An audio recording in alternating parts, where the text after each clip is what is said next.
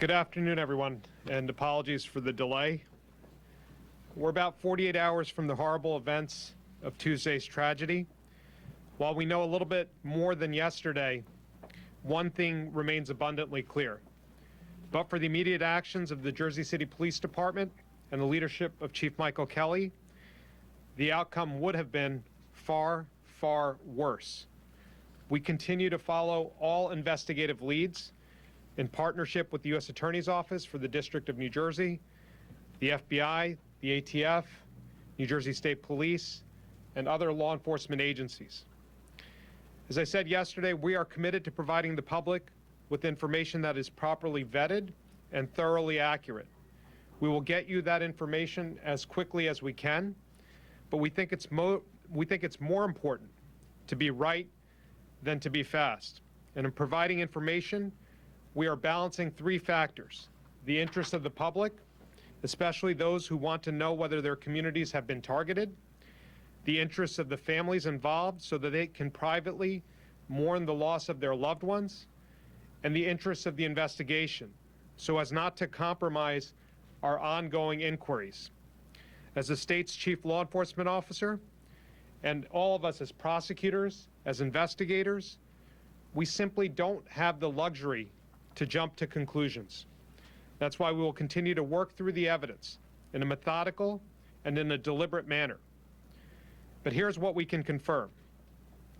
Law enforcement has recovered 5 firearms to date that are linked to the 2 deceased suspects, David Anderson and Francine Graham. 4 of them were recovered inside the Jersey City kosher supermarket, and 1 was recovered inside the U-Haul van parked out front. Inside the store, we recovered an AR-15 style weapon, which we believe David Anderson was firing as he entered the supermarket. We recovered a Mossberg 12-gauge shotgun, which we believe Francine Graham was carrying as she entered the supermarket. We also recovered a 9mm Ruger semi-automatic firearm and a 9mm Glock 17. Inside the U-Haul, we recovered a .22 caliber Ruger Mark IV with a homemade silencer and a homemade device to catch the shell casings. Using serial numbers found on the firearms, we were able to trace 2 of the weapons to date to the source of purchase. We believe that 2 of these firearms, the Mossberg shotgun and the .22 caliber Ruger Mark IV, were purchased by Miss Graham at separate gun shops in Ohio in the spring of 2018. We also have recovered several hundred shell casings at the scene. We are processing all of this evidence as we speak. Now, as I said yesterday, 3 civilians were killed inside the kosher supermarket. We believe at this time that all 3 were shot by the suspects within minutes of the shooters entering the store. We know that a 4th civilian fled from the scene, with the suspects shooting at him as he ran across the street. We also know that within minutes of the suspects taking control of the store, Anderson and Graham began firing at law enforcement officers who responded on foot and by patrol car. At this point, our evidence indicates that the shooters were aiming their fire at law enforcement officers only and not at others on the street. The 6 individuals who died on Tuesday were all transferred to our state's Northern Regional Medical Examiner's Office, which operates under the auspices of the Office of the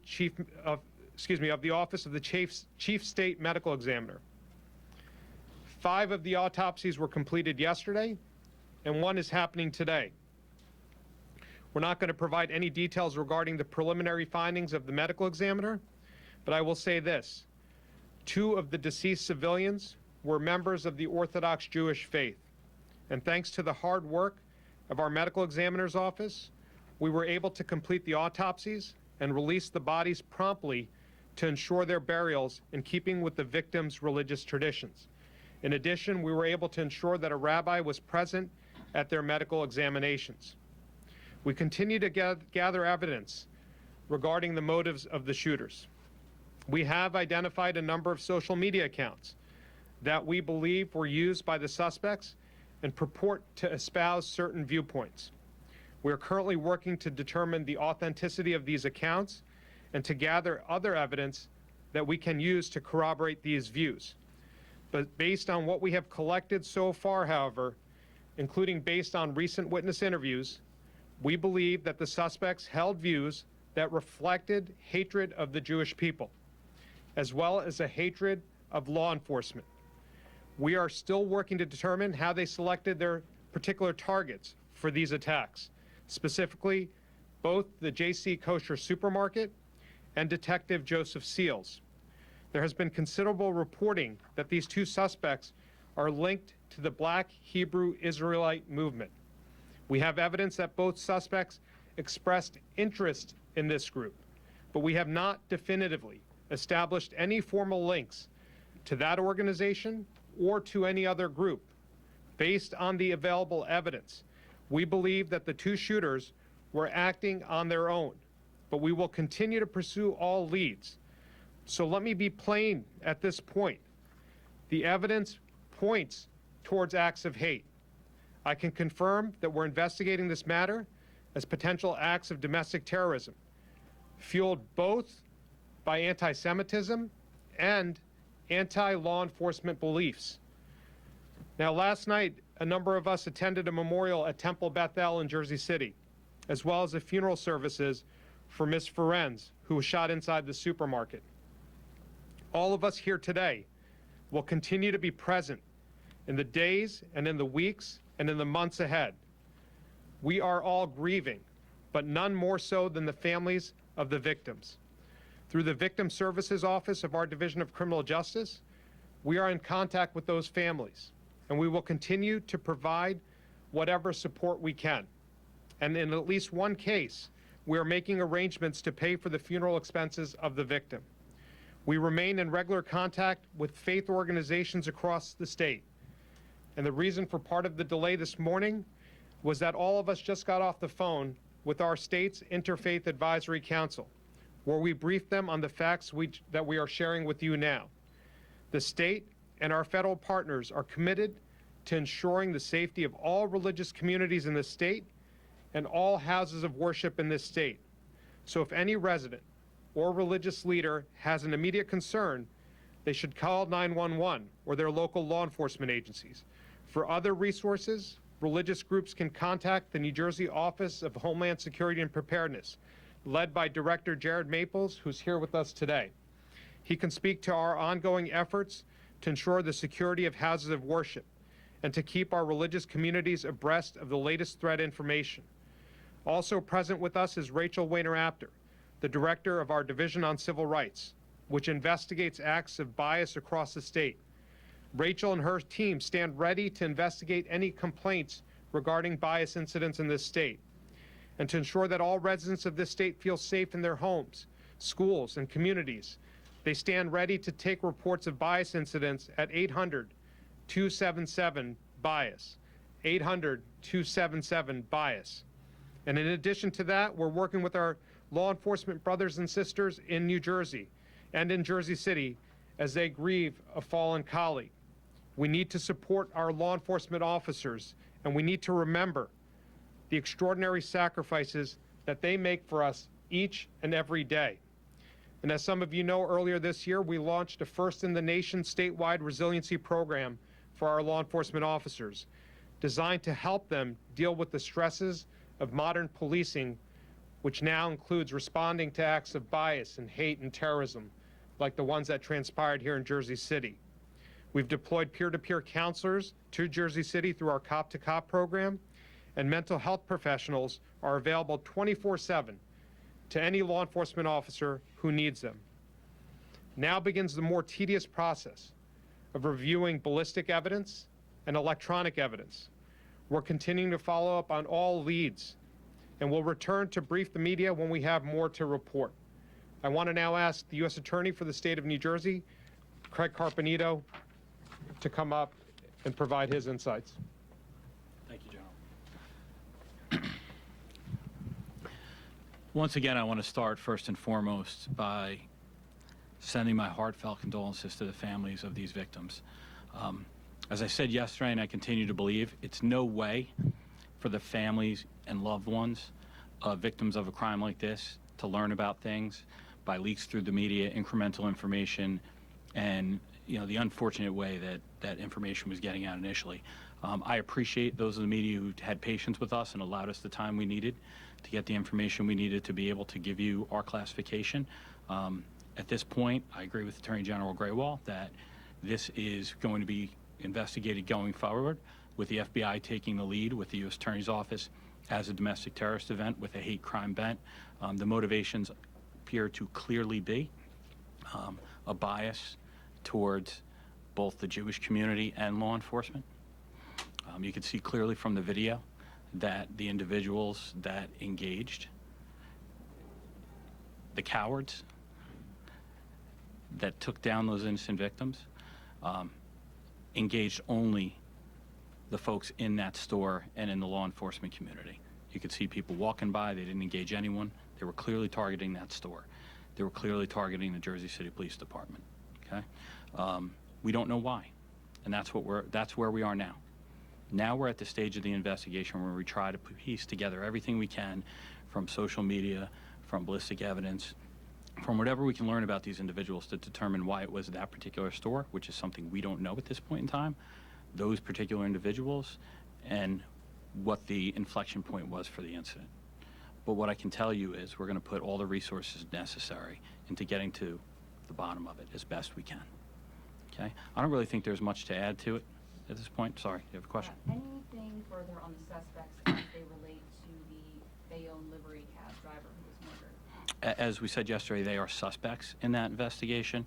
We're going to work jointly to determine whether or not there's any relationship between the incident in Bayonne and the incident in the store, other than the fact that the suspects are the same. We'll hold questions till the end.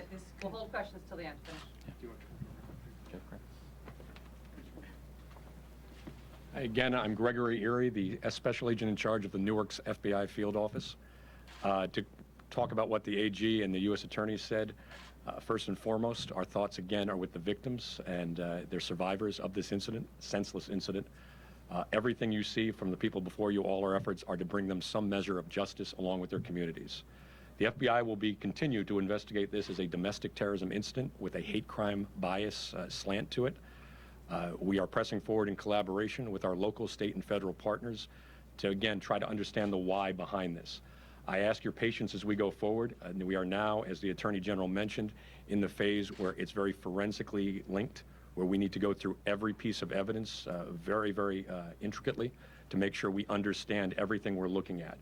We have not identified any co-conspirators. We believe they acted alone, but we will continue to monitor for any threat to any community, and if we come across one, we'll immediately inform both them and the media of what to be aware of.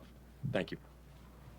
I'm going to turn it over to the Hudson County prosecutor to share a few remarks. And I would just add, I spoke about the resources from Homeland Security and Preparedness. The sheriff is here, Frank Scolari, and he also provides a tremendous number of resources to local houses of worship and is another point of contact for the local community to reach out to at this difficult time if they need assistance at their facilities. So with that, Esther. Good afternoon, everyone. Jersey City is our home, and I want to ensure the entire Jersey City community that law enforcement believes that this heinous event is over and that the individuals that are responsible are now deceased. Although the threat is over, law enforcement remains vigilant and will continue to take the necessary steps to keep our community safe. All of our partners in law enforcement, all local, county, state, and federal agencies continually work together to provide security when and where it is needed. However, it's not enough to just rely on law enforcement. We are partners, and you, the public, are part of the partnership. If anyone with any religious affiliation feels the need for additional safety measures in a particular area, please reach out to your police department. The General has also given you some information. You are free to choose. We will try to accommodate as best we can with the local police departments, as we have been doing. And I thank Chief Kelly for that, and I thank also Sheriff Scolari for doing that as well. As Governor Murphy said yesterday, always remember that if you see something, say something immediately. We've also begun the process of reaching out to many of our community civic, educational, and governmental partners in Jersey City, including members of the Jewish community as well as the African American community. This outreach effort is something that we do every week throughout the year in order to build positive relationships. But after a violent attack like this one, our outreach effort will now focus on opening a dialogue in order to foster a better understanding of what our community needs in the aftermath of this shooting and an understanding of what steps law enforcement can and will provide. Thank you. Sharon, questions for the general? And I'm going to ask Director Maples to also share a few comments. I'll be brief. First and foremost, as everyone has talked about, there is no threat that we're aware of that is specific or credible as it relates to this incident or any other throughout the state of New Jersey. And we will continue to work with our state and local and federal partners to ensure that side by side as we have throughout every minute of this incident. The second thing I wanted to highlight is the interfaith piece. For all of our interfaith partners, all of our resources are available at njhomelandsecurity.gov. It's www.njhomelandsecurity.gov. There's an interfaith tab, as the governor mentioned yesterday, and all of our resources from grant availability, both federal and state, it's suspicious activity reporting, the See Something, Say Something campaign. One piece to note on that is all in New Jersey, we are different. All of our leads and suspicious activity come through our office, the Counterterrorism Watch Office, which is co-located with the New Jersey State Police at the Regional Operations Intelligence Center, the ROC, which is our state's fusion center, and that's through federal, state, and local. And people can report to that through 1-866-4SAFE-NJ, or by emailing tips@njohsp.gov, or by dialing 911. And per the Attorney General directive from last year, those reports will automatically go into the system and again be coordinated federal, state, and local. Thank you. All right, questions? General, you keep saying that this could have been much worse if not for the heroics of the officers involved. Have you uncovered any evidence that would suggest there was a broader plot or additional targets or other intended targets? So let me say this.